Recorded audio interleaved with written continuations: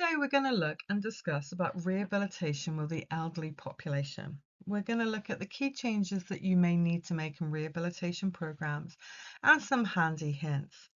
Now, working with older adults in MSK rehabilitation requires changing traditional methods used with younger clients.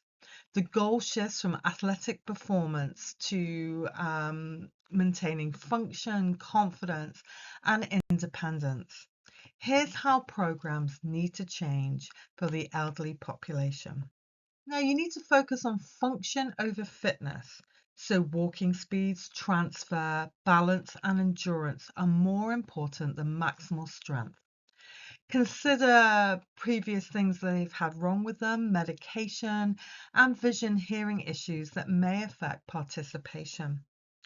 Incorporate full risk screening and environmental assessments. So, for example, home layout, lighting, obstacles.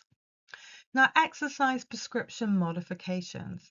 You start at a lower intensity with a gradual progression. Start low, go slow.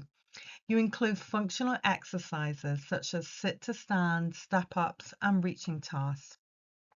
You prioritize balance and coordination to reduce falls.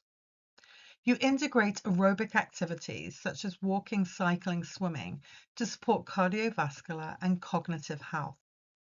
Now, communication and education. You need to use clear, simple language and demonstrate exercises. You need to reinforce why exercises are important and link to daily function. For example, this exercise will help you get out of the chair more easily. Encourage self-monitoring using diaries, coloured TheraBands, or marking daily tasks.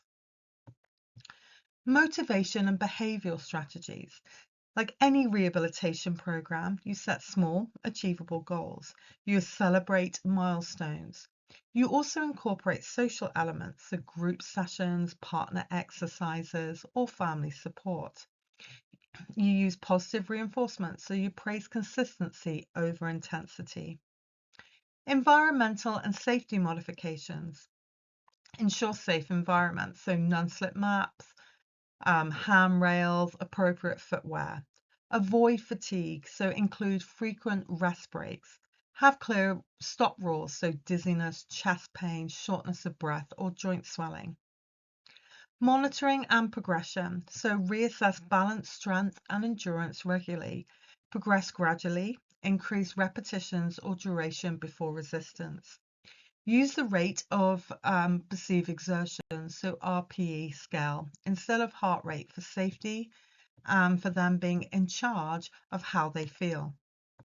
So here are some handy hints for sports therapists working with the elderly population. Always start with a conversation, not an exercise first. This builds trust. So older adults often fear pain or falling. Now, warm-ups matter more, so use joint mobility and gentle marching to prime circulation and coordination. Focus on posture and movement control. Reinforce slow, deliberate movements rather than power. Incorporate dual task training.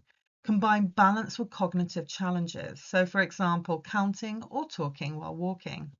Use household equipment, so chairs, steps, water bottles make excellent tools for home-based rehabilitation. Keep it fun and functional, so use real-life examples. For example, pretend you're getting up to answer the door. Educate about recovery, so older adults often think soreness means damage.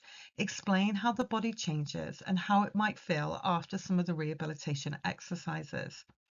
Collaborate with carers or family, so involving them boosts adherence and confidence. Document progress visually, so graphs or simple charts can motivate patients and reassure them. Always plan for independence. The goal is to help them manage confidently without constant supervision.